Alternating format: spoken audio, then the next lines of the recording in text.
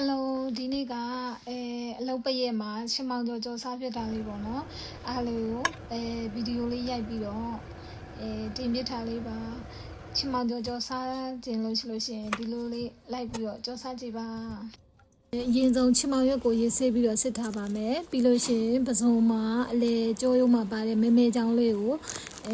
ဓာတ်လေးနဲ့အလေကြောလေးကိုခွဲပြီးတော့ဖြည်းဖြည်းချင်းဆွဲထုတ်လိုက်လို့ရှိရင်အဲ့ဒါလေးကအလိုက်တင်ထွက်လာပါမယ်ပစုံလေးတွေကိုအဲ့လိုမျိုးပေါ့နော်အကုန်လုံးကိုကြောရိုးလေးခွဲပြီးတော့မဲချောင်းလေးတွေကိုထုတ်ပြီးတော့ရေစစ်စစ်ဆေးပြီးတော့စစ်ထားပါမယ်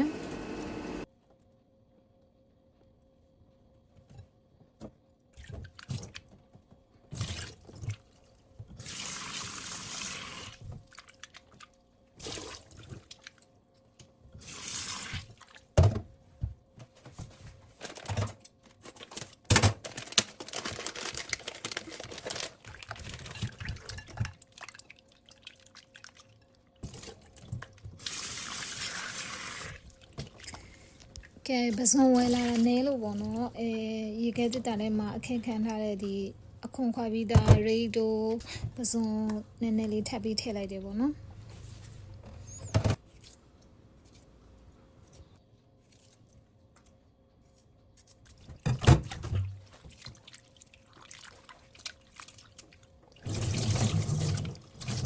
ကဲပစုံစစ်လုပ်ပြီးပြီဆိုတော့မြစ်လေးတွေကိုပြုတ်ပြီးသားပေါ့နော်ဒီလိုအစိတ်လေးတွေပြန်ပြီးတော့နှွှင်ပါမယ်ကိုစားခြင်းတလားအနေတော်လေးစိတ်ပေါ့နော်ကိုကတော့အရင်ကြီးလို့ရှိရင်မကြိုက်လို့ဒီလိုအနေတော်လေးနည်းနည်းစိတ်လိုက်တယ်ပေါ့နော်စိတ်ပြီးတော့သူ့ကိုလည်းရေလေးပါလေးတခြားဆေးပြီးပေါ့နော်စပါးလေးနဲ့စစ်ထားပါမယ်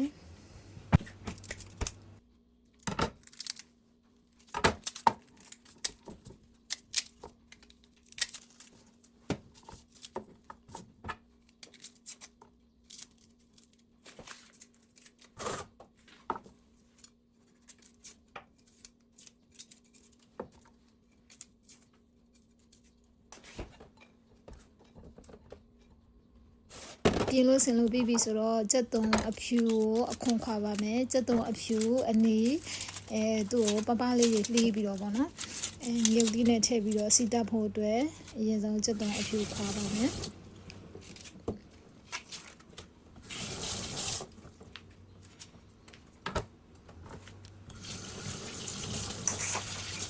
ချင်မောင်ကြော်မယ်ဆိုလို့ရှိရင်ငရုတ်သီးစိမ်းများများလေးထည့်တာတော့ကိုကတော့ငရုတ်သီးစိမ်းအဆက်ကြိုက်တယ်လို့ဆိုတော့ငရုတ်သီးများများလေးထည့်ပြတယ်ပေါ့နော်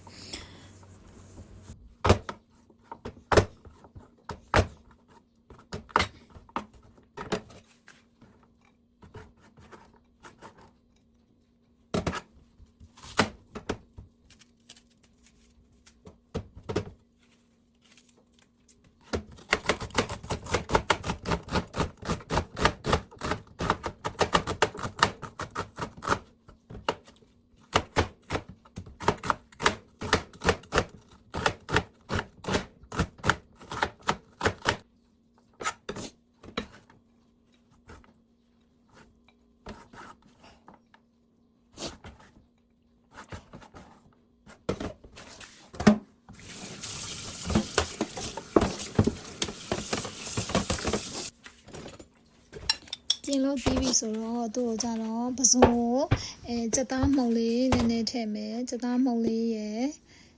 ပြီးရင်စားလေးငယ်ထည့်မယ်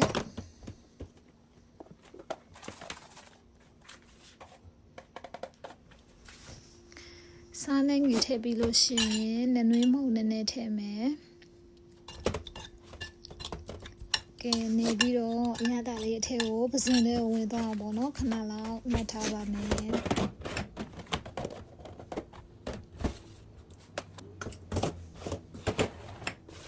ကဲအကုန်လုံးလည်းပြင်းလို့ဆင်လို့ပြီးပြီဆိုတော့ချက်ဖို့ ready ပါပါလဲဆိုလို့ရှိရင်ရှင်မောင်ရဲ့ကြော်မဆိုမြစ်ပါမယ်ပစုံပါမယ်ငရုတ်သီးစိမ်းကြက်သွန်အဖြူအနီးရှင်မောင်ရွက်ကဲဒါပါပဲပြီးလို့ရှိရင်စီရယ်မြင်ငပီးကိုရေလေးဖြုတ်ပြီးတော့ထည့်ပါမယ်ကြက်သားမုံရှုံမုံ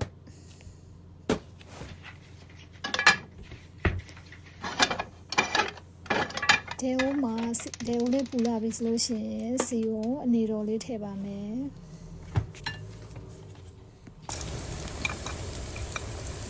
ဒီနေ့ကပိတ်ရလဲပါတယ်ပေါ့နော်ပိတ်ရကြောင်သေချာလေးချက်စားပြလို့ပေါ့နော်ဗီဒီယိုလေးရိုက်ပြီးတင်ပြတာပေါ့နော်ဗီဒီယိုတင်နေဆိုပြီးတော့ဟိုလိုမျိုးကြီးလည်းမထင်စေချင်ဘူးပေါ့နော်လို့ပြောမယ်နိုင်ငံသားမှာအလုပ်လုပ်နေတဲ့လူတွေပေါ့နော်ဂျပန်ပဲဖြစ်ဖြစ်ဘယ်နိုင်ငံပဲဖြစ်ဖြစ်ပေါ့နော်ကိုမီတာဆိုနဲ့အဝေးပါပေါ့နော်ခွဲခွာပြီးအလုပ်လုပ်နေတာပေါ့နော်ဘယ်လိုပြောမလဲအထီးကျန်ကြရပေါ့နော်ဘယ်လိုပြောဘာသာစကားအခက်အခဲလုပ်ငန်းခွင်မှာအဆင်မပြေတာအသွားလာနေထိုင်ပေါ့နော်အခက်အခဲတွေအများကြီးရှိတဲ့နိုင်ငံသားမှာအလုပ်လုပ်နေတဲ့လူတွေဆိုတော့ပေါ့နော်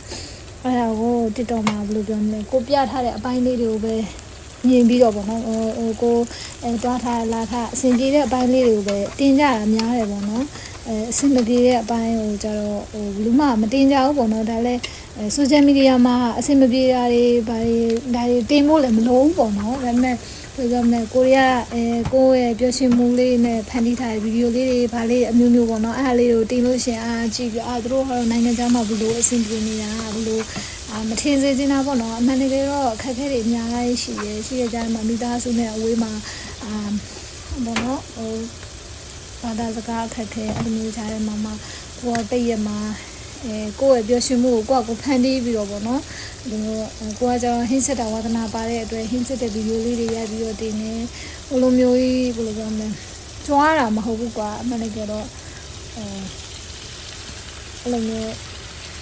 ကိုယ့်ရဲ့ပျော်ရွှင်မှုကိုဝါသနာနဲ့ပါတဲ့ဟာလေးတွေဖန်တီးပြီးတော့အဲ့လိုမျိုးမပြင်းအောင်နေရတာပေါ့နော်အဲ့လိုမျိုးသူများနိုင်ငံမှာအများကြီးခက်ခဲတွေရှိပါတယ်ဘယ်လိုပြောမလဲကိုပြထားတဲ့အပိုင်းလေးတွေကိုပဲမြင်ပြီးတော့သူတို့နိုင်ငံခြားဆိုတိုင်းပေါ့နော်အဲ့လိုမျိုးတရားရခိုင်တော့အဆင်ပြေနေတဲ့ဆိုတာမရှိဘူးပေါ့နော်အဆင်ပြေတဲ့လူတွေလည်းရှိပါတယ်ရှိတယ်ဆိုပေမဲ့လည်းဘလူးမှတရားရခိုင်တော့အဆင်ပြေနေတာတော့မရှိဘူးပေါ့နော်TikTok တို့ဒီ social media မှာအဆင်ပြေတဲ့ဟာလေးတွေကိုပဲတင်ပြီးတော့သူတို့ကနိုင်ငံခြားမှာဘလို့အဆင်ပြေညာဘာညာပေါ့နော်အဲ့လိုမျိုးကြီးထင်ကြမှာဆိုလို့ပေါ့နော်ကိုကတော့ဟင်းချက်တာဝါသနာပါတဲ့အတွက်ဟင်းချက်တဲ့ဗီဒီယိုလေးတွေတင်နေအဲ့လိုမျိုးပေါ့နော်ကို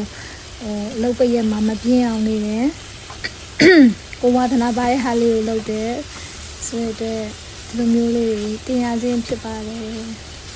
ဒီနေ့ကတော့ချင်မောင်ကျော်စားကျင်တာနဲ့ပဲချင်မောင်ရွက်ကိုရုပ်သီးဆက်လေးနဲ့အဲ့လိုမျိုးကျော်စားဖြစ်တဲ့ဟာလေးပေါ့နော်ဒီဗီဒီယိုလေးကိုကြည့်ပြီးတော့ဒီလိုမျိုးချင်မောင်ကျော်စားကျင်တဲ့လူတွေလည်းရှိရင်လည်းရှိမှာပေါ့နော်အဲ့လိုစားကျင်လို့ရှိရင်လည်းဒီလိုမျိုးလေးလိုက်ပြီးတော့ချက်စားကြည့်ပါ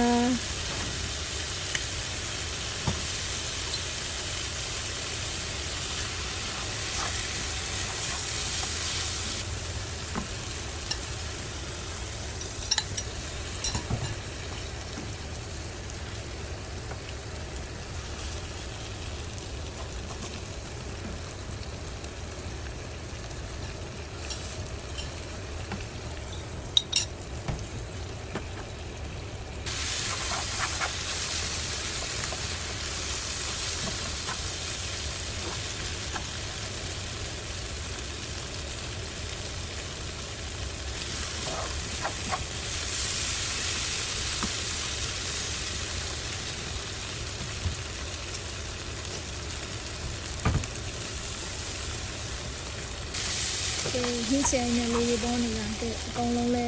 ထည့်ပြီးတော့ပြီးပြီဆိုတော့အရေးခန့်တဲ့အထိသားလေးချက်ချောက်လေးပေါ့နော်စီလေးပြန်လာတဲ့အထိနဲ့မှုပြီးစီလေးပြန်လာပြီဆိုလို့ရှိရင်ကဲစားခြင်းနဲ့ချီမောင်ရွက်ကြော်လေးကဒေခီအာကာရီ